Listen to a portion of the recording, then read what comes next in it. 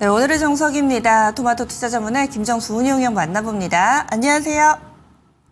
네, 안녕하세요. 네, 오늘 장은 어떻게 준비를 하고 계신지 알려주세요.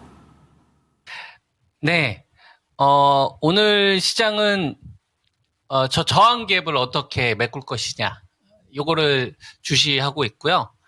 그리고 어떤 섹터로 메꿀 것이냐, 요걸 또 중요한 포인트로 좀 보고 있습니다. 어제 거래대금이 7조입니다. 어제 거래대금 여러분들 확인해 보셨나요? 제가 2386 요 폭락 나오는 요 구간 동안에 한 260포인트 정도 폭락 나왔었을 때 실전에서 이제 매수했다라고 하면서 여러분들에게 그 다음 상황을 이야기를 해드렸었죠. 그죠? 첫 번째 반등이 나왔을 때는 다 같이 지수하고 반등이 나오지만 반대 매매가 되고 신용이 청산된 다음에, 그죠? 그러면 그 다음에 반등이 나온 다음에는 뭐가 중요하다?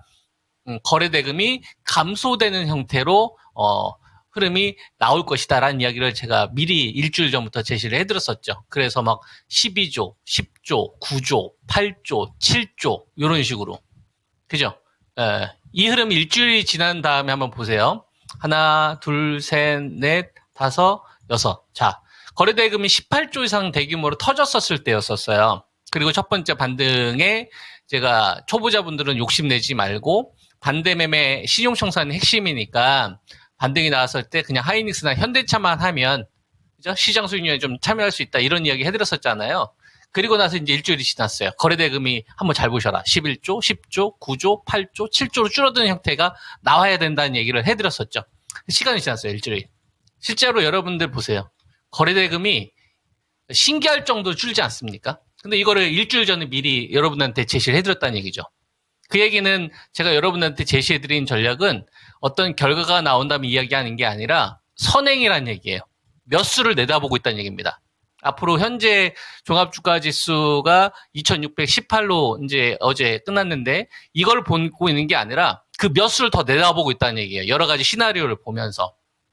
그죠? 이거를 2880에서부터 준비했던 거예요. 2880에서 신용이나 반대매매 청산이 나오게 되면 첫 번째로 대규모로 물량이 한번 청산이 돼야 된다. 그래서 그런 흐름들이 나왔는지를 제가 체크를 해봤는데 실제로 대규모로 신용 물량이 청산이 된 게 보이시죠? 그때는 이때였었어요, 여러분. 제가 여러분들한테 2880과 2850에서 현금을 만드시고 그 현금을 쓰지 말고 그 다음에 중요 지수 때 말씀드리고 나서 이 자리가 한 번에 깨진다. 그죠? 그 다음에 삼성전자, 하이닉스, 현대차가 주도해야 되는데 이런 흐름이 안 나온다. 그래서 또 중요 종목 6종목을 이야기해드렸고 그 종목들이 주도하지 않는다.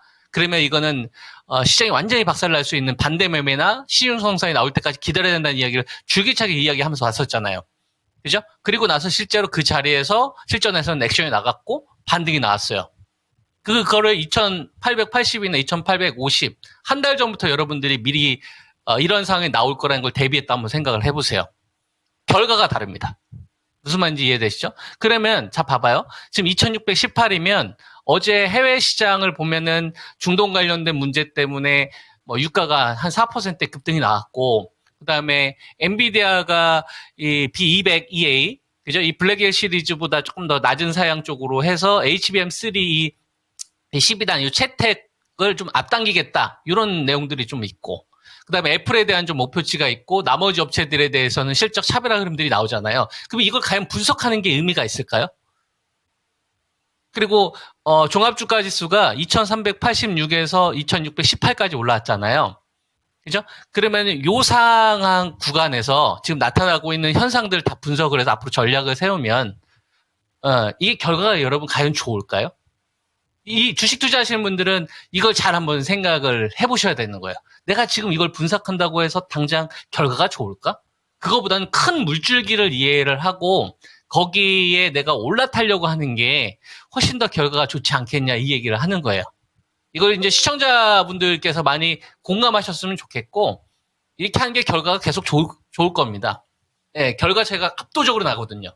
그래서 이걸 하루빨리 시청자분들이 주식 투자할 땐 돈이 제일 중요하구나 이걸 인식을 하시고 이번 구간에 좀 기회를 저는 만드셨으면 좋겠거든요. 현재 시장은 저는 위기라고 생각하진 않아요. 이걸 좀 잘 이해를 하셔서 저는 위기라고 생각하지 않아요. 왜 위기라고 생각 안 하냐면 그냥 딱 하나 때문에 그래요. 작년도보다 올해가 우리나라 기업들이 돈을 더 많이 벌어요. 작년도는 우리나라가 반도체가 적자가 났고요. 그 다음에 우리나라가 반도체가 적자 나지 않으면 반도체가 이익의 40%를 차지하기 때문에. 그러니까 작년도보다는 올해가 우리나라 대한민국 밸류가 높아야 돼요. 그래서 나쁘게 생각하지 않아요. 급락할 수도 있잖아요. 그건 돈 빼는 거죠. 이번처럼 반대 매매나 시중 청산에 의해서. 그게 지금 나왔잖아요. 그러니까 나쁘게 보면 안 되는 거예요. 그죠? 그럼 내년도는 어떨까요? 내년도는 여러분 DDR4보다는 DDR5가 주역이 되잖아요. 현대자동차가 갑자기 실적이 반토막 날 리는 없지 않습니까? 그 다음에 이제 중간에 미국 대선 변수가 있고, 요거는 상황이 전개되는 거 보면서 봐야 돼요. 바이오는 요번에 셀트리온 여러분들 실적 보셨습니까? 삼성바이오로직스 실적 보셨습니까? SK바이오팜 실적 보셨습니까? 실적 자체가 다 흑자 전환되거나 시장 컨셉 다 넘어서고 있어요. 더군다나 금리도 인하 기조 좀 바뀌고 있잖아요. 그러면은 바이오 같은 경우는 올해보다는 내년도가 레벨업 되는 거고, 반도체도 이익의 규모로 보게 되면 더 높아지는 거예요. 소부장은 어떻게 될까요? 삼성전자하고 하이닉스가 막 설비 투자를 줄이고 있습니까? 발주를 미루고 있습니까? 발주를 앞당기고 있잖아요. 그러면 실적은 걱정할 필요가 없는 거예요. 그러니까 이 구간 동안에 이 공포가 나왔었을 때 내가 어떤 좋은 포트를 구성을 하고 있지, 그리고 어떤 현금을 가지고 있지, 이번에 반대매매나 시중청산이 나오면 진짜 최고의 종목으로 갈아타겠다라는 거를 한 달 반 전부터 미리 준비했던 사람들은 이번에 굉장히 좋은 결과가 있었을 겁니다. 그런 거를 이제 제가 여러분들한테 제시를 했던 거고, 실천하느냐의 게임인 거예요. 그러니까 이건 위기라고 저는 보지 않습니다. 그러면 기회냐? 기회냐? 그러잖아요. 우리가 위기 속에 기회가 온. 전 기회라고 생각하지도 않아요. 그럼 도대체 뭐야? 네, 위기하고 그 기회 중간에 있는 거예요, 여러분. 지금 현재 시장은 간 보고 있다라고 저는 생각을 하는 겁니다. 그러니까 우리가 하방이나 하방 리스크에 대해서 걱정할 필요도 없는 거고, 뜬구름 잡는 식으로 헛된 희망을 가질 필요도 없다. 냉정하게 현재 팩트만 봐라. 지금 현재 시장은 반등이 나오고 있는 구간에 거래대금 얼마밖에 없다? 7조밖에 없다. 팩트잖아요. 팩트잖아요, 여러분. 팩트. 그럼 시장에 돈을 왕창 누려면 뭐가 필요합니까? 시장에 새로운 모멘텀이 나와야지. 엄청난 큰 재료가 나와야지. 그죠? 그러려면은 적어도 엔비디아 이 실적이 발표가 좀 되면서 AI 관련된 주식들에 대한 뭐가 있어야 됩니까? 다시 어떤 이 유동성을 끌고 있을 만한 힘이 필요하지 않을까요? 그러니까 8월 말까지는 큰 기회라고 좀 보지도 않고 엄청난 위기라고 생각하지는 않아요. 지수에 대해서는. 무슨 말인지 이걸 잘 이해. 지수에 대해서는 위기도 아니고 기회도 아니다. 그냥 쏘쏜 거예요. 쏘쏜 거고 이 박스권이라는 이 구간에서 이 갭을 뭘로 메꿀 거냐가 더 중요한 거예요. 메꾸려면 뭐가 중요하겠습니까? 지수보다는 돈이 중요하겠죠. 이 돈을 어떤 섹터가 끌고 갈 거야가 더 중요한 거예요. 저 갭을 어떤 걸로 메꿀 건데 그 다음에 지수가 빠졌을 때 어떤 업종이 시장보다 앞설 건데 그리고 어떤 이벤트를 가지고 돈이 거기에 초점을 두고 있느냐가 훨씬 더 중요한 포인트라는 이야기를 하는 거예요. 그러면 현재 종합주가지수가 2666, 그 다음에 2550, 요 구간을 지금 돌파하고 있는 요 구간이잖아요. 근데 돈이 부족하네? 그럼 돈을 키워야 에너지가 있을 거 아닙니까? 그럼 뭐가 중요하겠어요? 반도체에서는. 다른 종목 보실 필요 없어. 딱 두 종목 보면 되는 거예요, 여러분. 삼성전자가 야, 나 요번에 갭맥구로 갈 거니까 소부장 니들 반등 나오고 싶냐? 삼성전기 너 올라오고 싶어? 원이 더 가고 싶어? 솔브레 너 좀 반등 나오고 싶냐? 그러면 내가 이 갭 메꾸는 신호가 나오면은 그때 너희들 따라와. 이런 신호라는 얘기예요. 그 다음에 SK 하이닉스 추종하는 주식들이 한미 반도체나 뭐 이수페타시스 같은 주식들이 있을 거 아니에요. 야, 니들 이번에 반등 목표치 잘 모르겠니? 내가 알려줄게. 내가 이번에 반등 소멸될 때까지 너희들은 반등 나오고 내가 빠지면 너희들도 이제 목표치 낮춰. 그래서 이제 SK 하이닉스하고 삼성전자가 반등을 어느까지 하는지가 이번에 포인트가 되는 거예요. 삼성전자하고 하이닉스가 이번에 장대 항목을 연속으로 뽑으면은 좀 꼬리를 다는 소부장이 많이 나타난다고 생각을 하시고 만약에 삼성전자가 한 8만 원 그쳐갔어. SK 하이닉스가 요 갭을 메꿔주는 자리까지 갔는데 여기서 돈이 안 늘어. 예를 들면 뭐 한 1조 2조 안 늘어. 그럼 어떻게 된다는 얘기예요? 밑에 있었던 소부장이나 이런 것도 좀 비중 조절하셨다가 다시 밑에서 받을 생각을 하라는 얘기예요. 만약에 100이라고 한다면 한 50% 정도 팔았다가 다시 밑에서 하는 식으로. 왜? 전체 거래대금이 줄어드니까.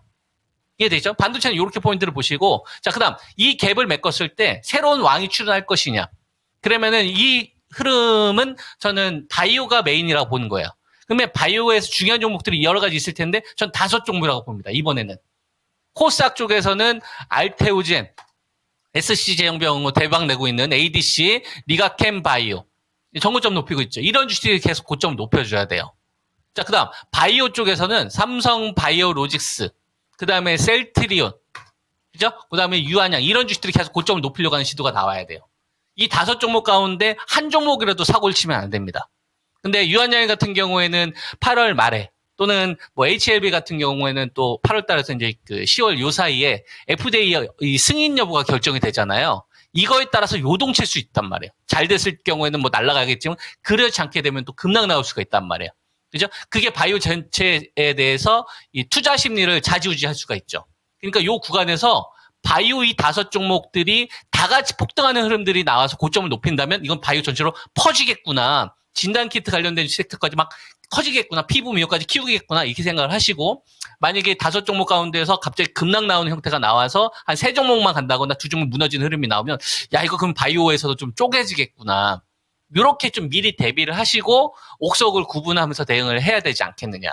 이런 말씀을 좀 드리도록 하겠습니다. 지금 같은 구간에서 제일 중요한 거는 뭐예요? 갭을 반도체 2종목, 그 다음에 바이오 이 5종목들이 고점과 저점 같이 높이면서 가느냐. 유동성이 부족하면 그냥 짧게 매매를 끝내게 해야 되겠다. 그리고 사고 치는 주식이 없어야 된다. 사고 쳤을 경우에는 언제든지 나는 도망갈 준비를 해야 되겠다. 이 박스권에 이 갭을 메꾸는 전체 자금이 늘어나기 전까지. 이렇게 좀 여러분들이 전략을 세워서 실천하면 좋지 않겠느냐. 이런 의견 좀 드리겠습니다. 예, 알겠습니다. 내일 뵙겠습니다.